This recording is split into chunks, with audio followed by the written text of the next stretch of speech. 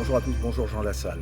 Bonjour Jeff. À 48 heures du premier tour, est-ce que vous êtes un peu réconcilié avec cette campagne que vous jugiez, je vous cite, tantôt sans envergure, n'ayant aucun sens, parfois même pourrie, je vous cite. Est-ce que finalement, avec l'égalité des temps de parole, vous avez pu développer vos arguments, vos convictions? Est-ce que ça a été un moment utile pour les Français selon vous? Avec vous, oui. Profondément. Avec vous. Et je suis d'ailleurs très heureux de la terminer quasiment avec vous. C'est avec vous que je l'ai lancé. Oui. Je la termine. Vous avez donné une Non, mais oublions très moins grande de parler idée. de ce que vous avez dit aux Français au cours de cette longue campagne. Ça me fait plaisir de dire, il m'est arrivé de dire pas la même chose à tout le monde. Justement, vous me permettez de vous poser une question. Vous êtes un peu mis en cause là depuis 48 heures parce que vous avez traité un de mes confrères, Renaud Dely, je cite, de chien, parce qu'il avait fait un édito qui ne vous avait pas plu. Vous qui apparaissez comme le candidat le plus sympathique de la campagne, là, vous n'avez pas été très sympathique, en tout cas. C'est ce qui a... Oui, parce que Renaud Dely a parlé de complotistes des champs.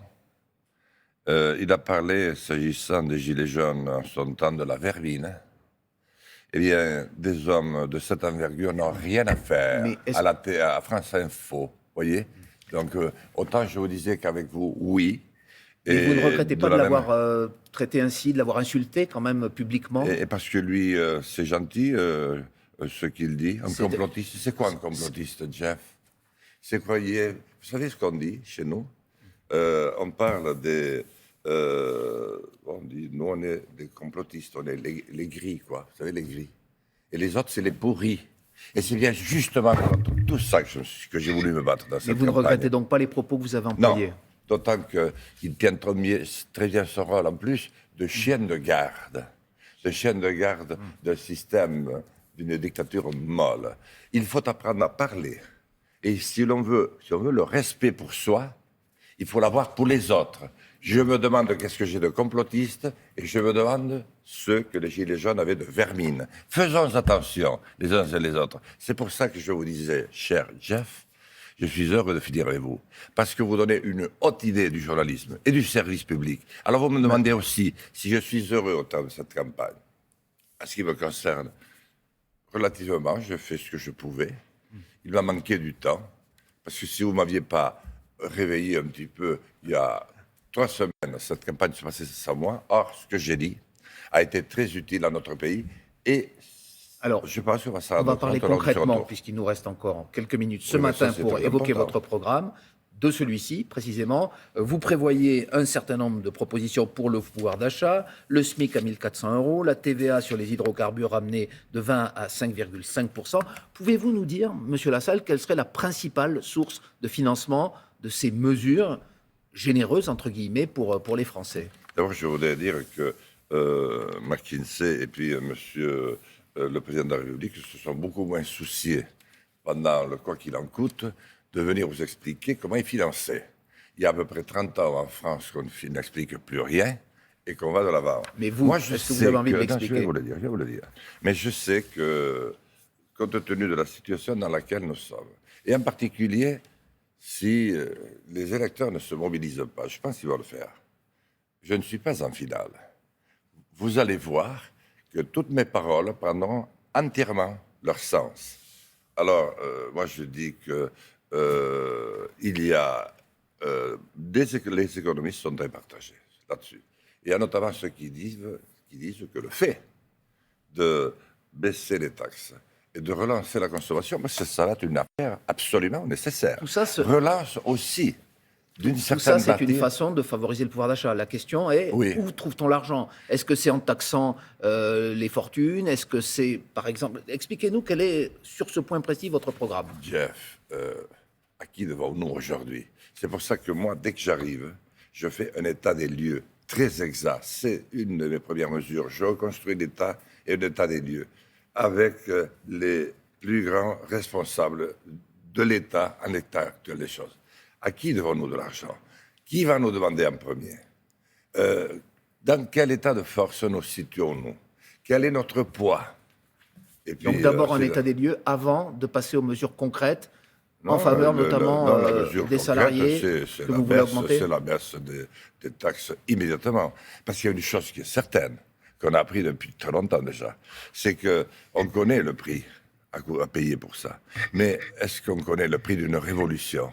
Est-ce qu'on connaît le prix d'une insurrection qui peut gagner aujourd'hui, avec les foyers qui s'allument dans le monde entier, une déflagration mondiale? Or, nous en sommes là. Et hélas, nous allons très vite nous en rendre compte. C'est pour ça que je dis, dans les yeux et dans les vôtres, à ceux qui nous écoutent, vous avez quelques heures pour aller voter. Et vous avez quelques heures pour aller voter, même si j'ai eu beaucoup moins de temps de campagne que les autres, pour vous rendre compte que je suis serein et que je peux mener ce pays. Et que je peux le mener sans à-coups. Monsieur Lassalle, si vous permettez, je voudrais qu'on continue à parler d'économie, du bilan notamment de ce quinquennat. Est-ce que vous considérez que tout a été raté? Par exemple, est-ce que vous contestez qu'il y a eu une baisse du chômage sur ce quinquennat? Est-ce que vous la constatez, vous, dans votre région, dans les Pyrénées-Atlantiques et en France en général? Non, pas du tout. Je ne la constate pas. C'est de la communication. Je constate que malheureusement les jeunes sont à peu près dans le même état de non-formation dans lequel ils étaient, que partout les patrons cherchent Donc les chiffres de Pôle emploi sont faux. Mais Pôle emploi, le pauvre, il fait ce qu'il peut. C'est une courroie de transmission dans le système. C'est le système qui est entièrement à revoir. Non, je conteste tout ça parce que je ne vois rien de cela. Moi, j'ai proposé, au contraire, d'engager immédiatement des travaux pour l'énergie nouvelle. Ça va créer l'énergie nouvelle, c'est-à-dire vous voulez notamment favoriser le solaire ou l'énergie des mers. Et l'éolien, les éoliennes? Non, zéro. Non. Ça zéro. crée un champ électromagnétique. Il faut les détruire? Moi, j'aime pas détruire ce qui existe. Laissons-les mourir de leur belle mort le plus tôt possible. Il faut les débrancher en tout cas, parce qu'elles sont très dangereuses pour les sols et les animaux qui se trouvent à proximité à cause du champ électromagnétique qu'elles créent. Donc ça, il faut les débrancher. Pour le reste, nous avons la chance d'être le deuxième pays maritime du monde et nous n'en faisons rien. Nous avons des bouts de France magnifiques aux quatre coins des mers et des océans qui tutoient les plus grandes puissances du monde. Nous avons encore, est-ce que ce sera le cas dans 5 ans, si nous devrions continuer la même politique? Est-ce que ce sera le cas dans 5 ans? Nous tutoyons les plus grandes puissances du monde. Et nous avons donc la une possibilité... politique énergétique tournée vers la mer et le solaire, c'est ce que vous préconisez? Oui, et nous pourrons avancer très vite parce que j'ai vu un très grand nombre de spécialistes à qui, justement, on demande de ne pas avancer. Sauf si les sondages, Monsieur Lassalle, se sont lourdement trompés, on s'achemine vers un second tour qui opposerait Marine Le Pen à Emmanuel Macron, comme il y a 5 ans. Est-ce que dans ce cas de figure, qui est quand même probable, vous donnerez une consigne de vote? Jean Lassalle.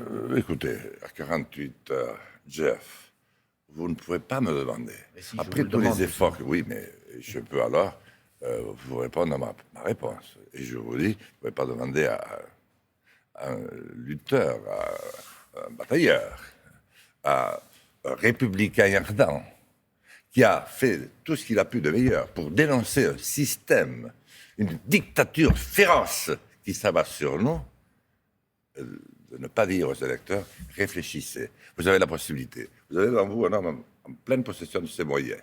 Ça ne durera pas. Mais c'est suffisant pour faire le travail que je dois faire. Je sais ce qu'il faut faire pour rassembler ce pays. Ce pays en a marre d'être fracturé.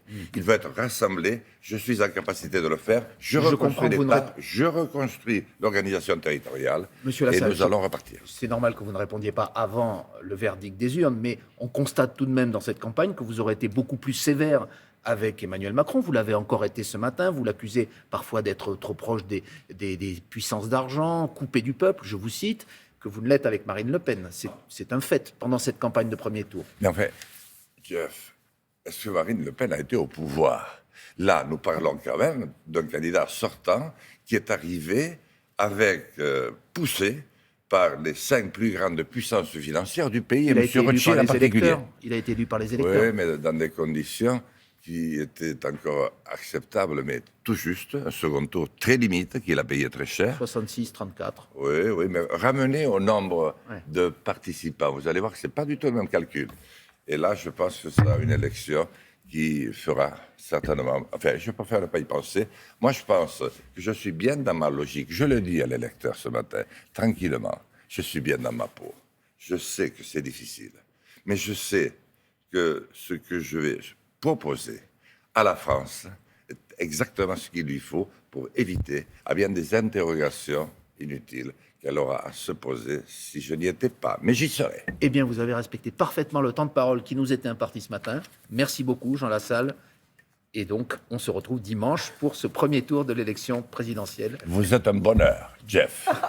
Merci, Vous êtes trop gentil. Merci C'est Jean trop. Lassalle. Donc, C'est trop. Ah, mais Merci. si je n'avais pas envie de le dire, je le dis après. Non, mais là, écoutez, voilà. Bonne journée. Ah, le temps de Merci parole. beaucoup. Merci Jean Lassalle, donc, qui réfute l'étiquette de journaliste, de complotiste. Et merci Jeff Wittenberg, qui incarne la fierté du service public. On est très fiers de vous avoir à Télématin. Merci beaucoup.